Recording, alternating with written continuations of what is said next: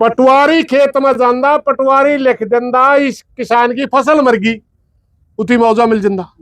अब गिरदौरी भी करवाएंगे, अगर बीमा करवा रखा है तो क्रॉप कटिंग भी देखेंगे। अगर ये दोनों में नुकसान आ गया तो फिर ड्रोन मैपिंग करेंगे, और अगर तीनों में नुकसान आ गया फिर उसका न्यू कहेंगे पंजीकरण में देखो इसके दाने बिक रहे हैं कि नहीं बिक रहे। ये तो भाई देंदे तो गणेर हो 400 रुपए का कट किस हिसाब पे है पूरा हरियाणा की मंडियों में।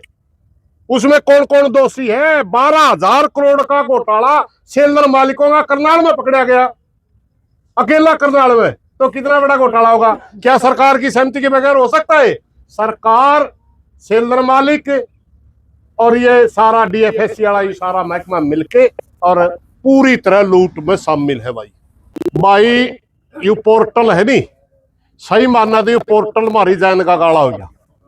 आदत घने किसाना ने पोर्टले का कोनी बेरा पड़ता, कद खुला और कद बंद हो जाए।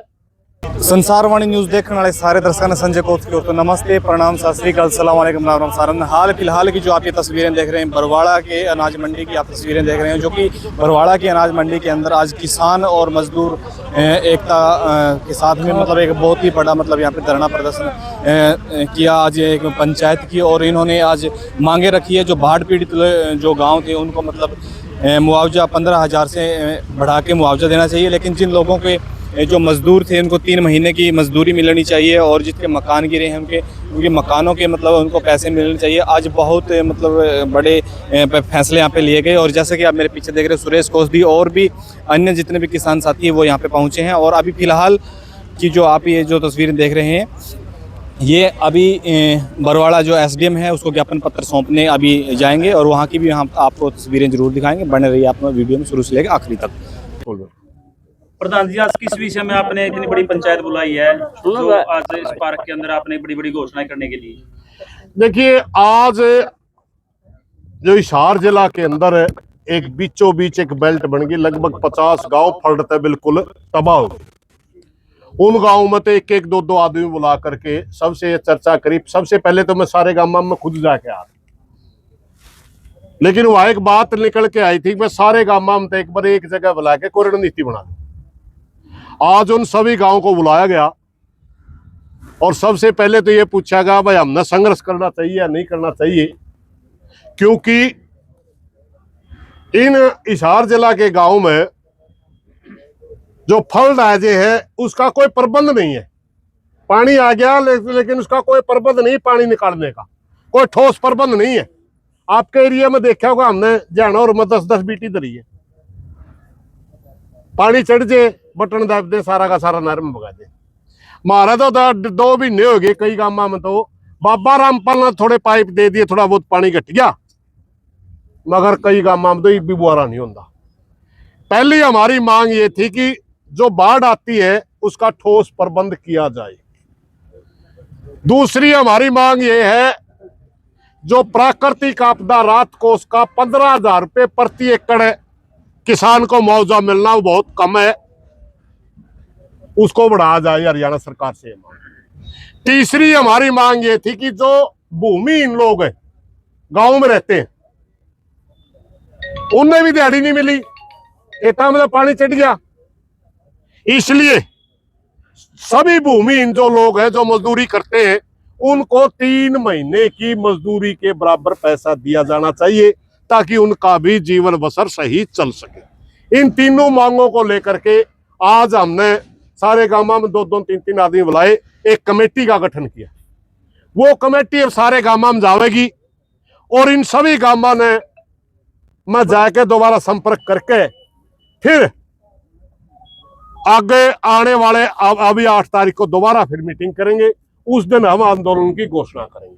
आज तो इतना ही था, क्या हमने लड़ना चाहिए या नहीं लड़ना चाहिए? तो सारा भाईचारा ने कहा हाँ, हमने अपनी मांग उठानी चाहिए, और ताकि अगर देखो परमात्मा का तो हाथ नहीं अड़ता, बारिश तो करा कितनी हो जाए, मैं बारिश हो जाए तो उसका उतरे भी तो पानी के सारे आई साल नहीं में मरेंगे लोग।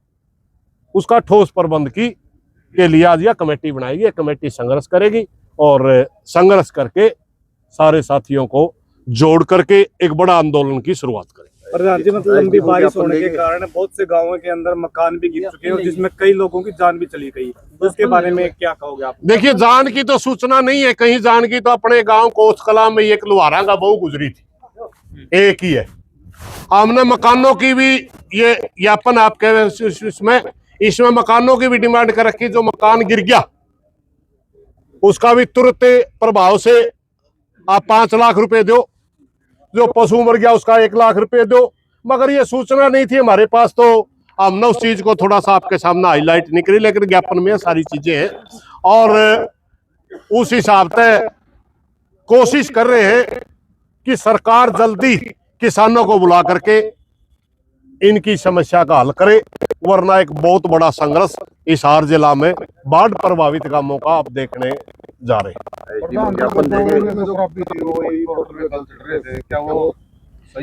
भाई यू पोर्टल है नहीं सही मानना, तो पोर्टल मारी जान का गाला हो गया। आदत घने किसानों ने पोर्टल का को नहीं बेरा पड़ता, कद खुला और कद बंद हो जाए। कोई पड़ोसी बतावा पोर्टल खुल रहे हो बाजा इतने बंद पावे है, फिर अगले दिन खोल दे घंटा 2 घंटा किसी सियाणा ने मिल जाए, फिर बंद पावे है, फिर उसकी साइट बिजी होने वाला जमा तकड़ा संकट या तो बीमारी है। प्रधान वो मोर साहब है, इस बीमारी का तो हमें बात सुनो। एक मैं सरकार से एक प्रार्थना करना चाहूंगा, पहले इस सरकार आने से पहले फसल मरने का सिर्फ एक ही नॉर्म होया करता, पटवारी खेत में जांदा पटवारी लिख देंदा इस किसान की फसल मर गई, उतनी मुआवजा मिल जाता। अब गिरदौरी भी करवाएंगे, अगर बीमा करवा रखा है तो क्रॉप कटिंग भी देखेंगे। अगर ये दोनों में नुकसान आ गया तो फिर ड्रोन मैपिंग करेंगे, और अगर तीनों में नुकसान आ गया फिर उसका न्यू कहेंगे पंजीकरण में देखो इसके दाने बिक्री है कि नहीं बिक्री। ये तो भाई दिन दे तो गणेर हो, जब न्यू दिखन ला रहा 5-5, 6-6 फुट पानी चढ़ रहा है भी, बोला पोर्टल पर दो रहा पानी तो इतना गुजरा ही नहीं। पोर्टल तरफ पटवारी को नहीं महकमा किस लिए है, क्यों दे हो तनख्वाह? महाराज पानी की जमीन है और यूपी वाले ने पंजीकरण कराया तो इसका क्या इलाज है? बहुत औखी संभाल करी, बहुत मौका कटवाया। मैनुअल गिरदारी नहीं हो जी, ड्रोन से गिरदारी करी है जी। फिर क्या ड्रोन से गिरदौरी की न्यू तो दिखा देगी, 100% इसमें पानी तो डूब गई हुआ तो दिखा देगी। जिसकी दिखे 3-3 आंगन बैल है उतनी दिखा देगा ड्रोन। एक बात बताऊं, ड्रोन इतना बड़ा धोखा है। शरसम की गिरदौरी करवा दी वाडड़ा में, ड्रोन से गिरदौरी कर दी। बैल का दाना उसमें फली में दाना है कि नहीं है ड्रोन देख लेगा।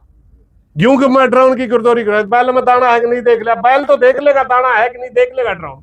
यू है सिर्फ और सिर्फ किसानों को गुमराह करके पैसा ना देने की एक चाल है। ड्रोन मैपिंग का क्या मतलब है? सर ड्रोन से जो धुआं हो रहा है, पराली में आग लगावे किसान जो भी है, तो उससे ड्रोन से जो हर घर में चलाना लग रहे हैं तो भी तो ड्रोन से आ रहे हैं ना जी। 5% किसानों ने भी पराली नहीं जलाई। आज सारे शहर का मापिए, आज प्रदूषण क्या का है? पूरे हिंदुस्तान के अंदर मात्र 8% किसानों का प्रदूषण में हिस्सा है, 92% दूसरे मद है। उनके ऊपर तो कभी कोई बोलता नहीं। किसान का खुद धुआं इतना दिखा है। यह सारी की सारी बकवास है। किसान सरकार के नीति बनाने वाले को केंद्र में नहीं है, मात्र उद्योगपति इनके केंद्र में है। सरकारें लुटवारी है, उद्योगपति लूट रहा है। 400 रुपए का कट मुख्यमंत्री जी को नहीं दिखता, सैनी साहब को। और एक प्रदेश का मुख्यमंत्री तो जो भाषा बोल रहा है। इस प्रदेश का कृषि मंत्री जो एक किसाना में काम करे है नहीं, उनकी के कवे है ये तो मुंह अंडे है, मेरा अगर तो कोई किसान आया नहीं, ये तो इनका जमीन ही नहीं है। फर्ज लिया वे तेरी तो बड़ा किसान होगा, हम भी अपनी फर्ज दिखावांगे, हम किसान है। 400 रुपए का कट किस हिसाब से है पूरा हरियाणा की मंडियों में? उसमें कौन कौन दोषी है? 12,000 करोड़ का घोटाला सेलर मालिकों का करनाल में पकड़ा गया, अकेला करनाल में। तो कितना बड़ा घोटाला होगा? क्या सरकार की सहमति के बगैर हो सकता है? सरकार, सेलर मालिक और ये सारा डीएफएससी वाला ये सारा महकमा मिलके और पूरी तरह लूट में शामिल है भाई। प्रधान जी, मैं बात करूँ नरमा की बात, 7860 रुपये जो है एमएसपी का रेट तय कर है, लेकिन सीसीआई की जो खरीद हो रही बरवाड़े के अंदर, लेकिन एक भी किसान की खरीद नहीं हो रही। इसके सीसीआई के जो नॉर्म है हाँ मैं बरवाला मंडी में जाए भी रुक के मार देंगे, खरीदो। सीसीआई ने नॉर्म इसे बना रखे किसान की फसल वाला इसमान दिए नहीं, फिर जो सीसीआई में किसान की फसलें नहीं आंदी तो एमएसपी किस बात किसका एमएसपी दे रखा है? मुख्यमंत्री कहो 24 फसलें खरीदूं, मैंने न्यू बता दे उसने एक फोआ खरीदा हरियाणा में, पूरा एक फोआ भी नहीं, एक क्विंटल कपास नहीं खरीदी पूरा हरियाणा में। कह दिया कपास का ये तो नॉर्म पूरे नहीं करती। मेरे भाई पानी बरस गया वो किसान का क्या कसूर है? टिंडा गड़ गया तो वो किसान का क्या कसूर है? किसान तो सीसी होगा ले आया, बोले तो लंबा रेसा नहीं है इसमें। ये भाई मूर्ख बना रहे हैं, लोगों का इतना खरीदना नहीं है कुछ, और मूर्ख बना के लूटन लाग रहे हैं भाई, और किसान लूटन लाग रहा है। क्योंकि जिस मौके सरकार को सजा देने का समय होता है उस समय हम जातियों में बट जाए, वरना इनकी क्या हिम्मत है। इलेक्शन के समय तो सैनी साहब ने ये भी कहा था 2500 रुपए की खरीदारी करेंगे, इस तरह के भी बयान नरमा है ना, नरमा के 2 भाव तय कर रखे सरकार ने एमएसपी, मतलब एक तो हाईएस्ट जो बढ़िया क्वालिटी उसका तो नरमा का भाव है 8110 रुपए, और जो हल्की क्वालिटी है उसका भाव है 7310 रुपए, मतलब जो हल्की क्वालिटी है। हालांकि जो न्यूनतम समर्थन मूल्य है ना वो किसान की फसल का है, मतलब जो हल्की क्वालिटी भी होती है तो ये तो न्यूनतम समर्थन मूल्य है, ये कोई हाईएस्ट थोड़ी है, ये तो कम से कम लिमिट प्राइस है। मतलब इस पर तो हमने देखा है खूब, जब भी किसान की फसल कहीं नहीं बिकती हो तो सरकार का मतलब फर्ज बनता है, चाहे धान हो चाहे बाजरा हो नरमा हो, उसकी क्वालिटी नहीं देखी जाती। लेकिन ये पूरा मतलब घोटाला स्कैम चल रहा है, सरकार ऊपर से एमएसपी तय करा है लेकिन यहाँ कोई जमीन की कुछ और है, कुछ नहीं बिक रहा। और जिस मौके एक मिनट जिस मौके इलेक्शन का समय था, मुख्यमंत्री जी ने कहा था 8 तारीख की, वो 8 नवंबर के बाद पूरे प्रदेश का धान 8 का अक्टूबर के बाद 3100 रुपए बिकेगा। सैनी साहब के में शर्म आवा है, 21 भी खरीद रहे आगे कड़िया। एक घोषणा करी प्रदेश के अंदर 24 फसलें एमएसपी पे खरीदी जाएंगी, देश में सबसे ज्यादा। पहली बात तो हरियाणा में 24 फसलें नहीं होंगी, और फिर एमएसपी भाई सुखबीर बता रहा था, एमएसपी का मतलब होता कम से कम, मिनिमम सपोर्ट प्राइस, कम से कम। एमआरपी नहीं है, हाईएस्ट नहीं है, कम से कम भाई इतना तो मिलना ही चाहिए।